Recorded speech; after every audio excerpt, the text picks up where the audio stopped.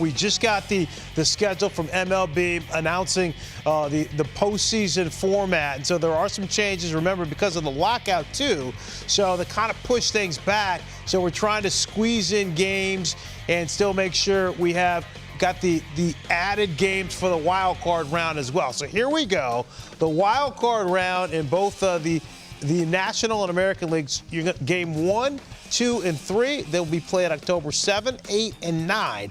Now, the big deal with the wild card series is that all 3 games are going to be played for the home team, if necessary. Could be 2, could be 3, but there's no travel in that series. Now, here's the wrinkle in the division series. Now, keep your eyes on the dates.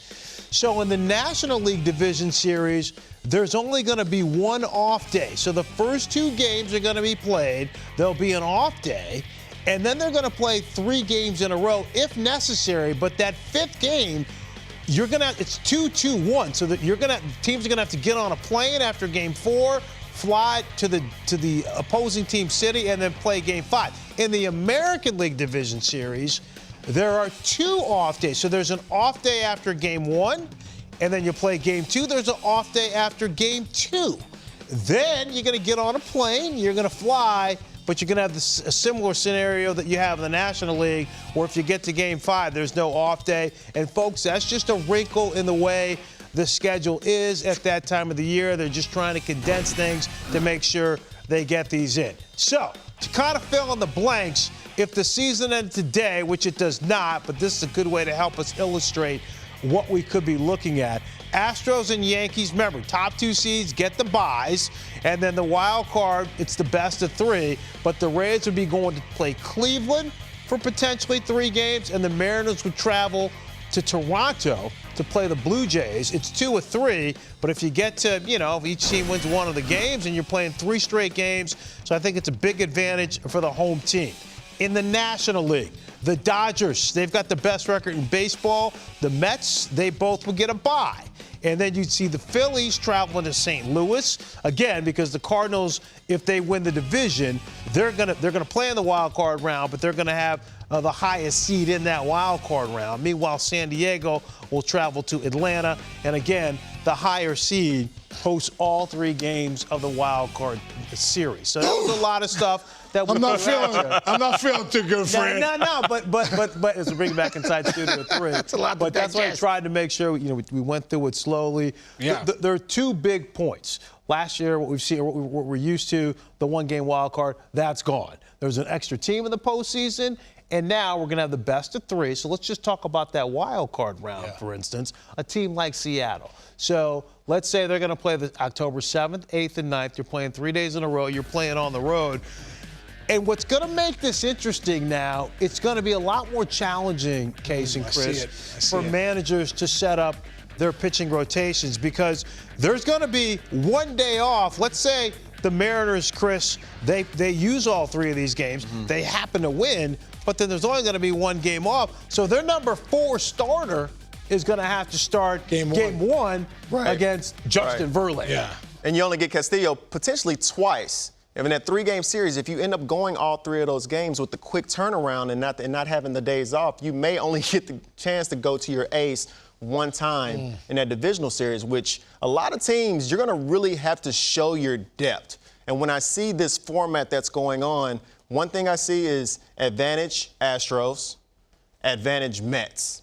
Think of organizations that have deep starting rotations to where they have 5 guys that can go into the playoffs. But when you have teams that only have 2 or 3 guys, when you have a series where you're playing 1 game, have a day off, and then you're going 4 straight, I think about the starters, and not only the starters, I think about the bullpens. Let's say you're the Brewers and you have Devin Williams go 2 days in a row. And now, what are you going to do that next day or those next couple days? I mean, a lot of bullpens are about to get exposed. That's what I was going to say. I think the biggest thing when I look at this format, I say, okay, you got 13 guys, pitchers. What team has those guys can mix and match every night to get where they want to go? And I think that's what we're going to see. Who's going to get exposed in that bullpen and in that rotation? And you talked about the wild card. You're right. When you got a best-of-5 division series and you got to throw in your number 4 starter in game 1, it's definitely a disadvantage. You used to have 8 good pitchers. You have your starters, and then you have your, 4 bullpen pieces that you go to, kind of like the Braves did last year. The Braves go with their starters, and you go to Matzek, and all the other M's, and Smith, and right. But with this new format, you're not going to be able to go to those same guys every single night, and a lot of people may be in trouble with that. So and we'll put a bow on this before we get to the League Championship Series, but. Okay, so, everyone said, or a lot of people said, the one game isn't enough for a wild card situation, so let's make it 2 or 3. I think the league did a tremendous job. Okay, we will make it 2 or 3, but the team that gets in there on that number 6 spot, it's going to be difficult for them if they advance because you won the wild card. Yeah. You didn't win there has to be some kind of reward for winning the division. I like that, though. I like that. If I'm a wild card team, give me 3, and we'll figure out the division series, right? So the one game, you're like, oh, man, we come all this way. We got one game. Now it's 3 games. I think Major League Baseball did a great job of getting that done. But you're right, Fran. Hey, listen, at the end of the day, win the division and don't win the wild card because you're definitely going to be strapped in that division series. All right, so now that you've digested all that, let's take it to the League Championship Series. And there's a little bit of funkiness there. CY talked about playing consecutive games on multiple days. You're going to play potentially 3 games in a row in the division series. How about this in the championship series? Both LCSs are going to have just 1 day off. So, and then you're going to play potentially 5 games in a row, 5 days in a row. So you're going to get a day off in both series after the first 2 games.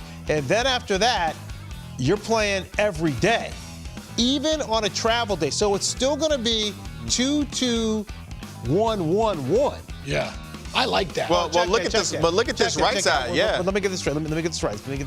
It's going to be 2-3-2.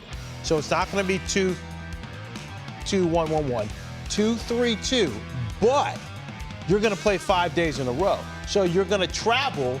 You're going to play a game, travel, and then play the next day. Well, from a player's point of view, CY, that's what we want. The guys want that because we're doing that all year long. All year long, you're playing every single day. And I think from a manager's point of view, that's how you would stack guys up. So for me, and looking back, man. But let me flip it on you real quick. Yeah. But with that extra day of rest for a travel day, instead of getting 2 travel days, you're only going to get 1 here.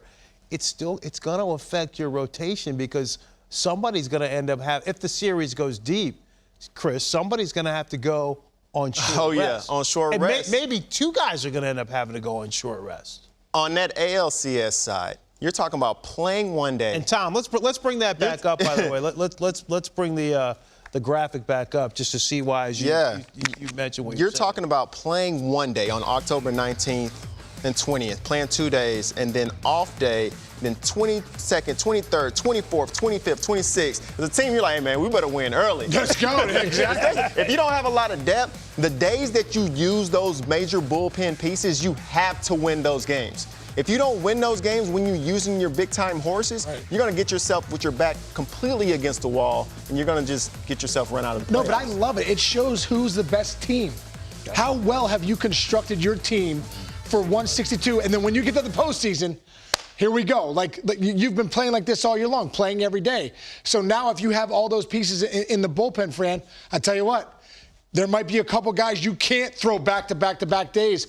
Who are your 2, 3, 4th options? Are they legit? Have you done a great job, scouting? What'd you do at the deadline? Did you get the right pieces? Did you get the bullpen guys? So I love it. As a baseball fan, I look at this and say, okay, who has done their homework, who has the right pieces, and who has the depth to win the championship series? Yeah, I like it as well because I think it puts an emphasis back on starting pitching. I think we had started to get away from that, definitely during the regular season.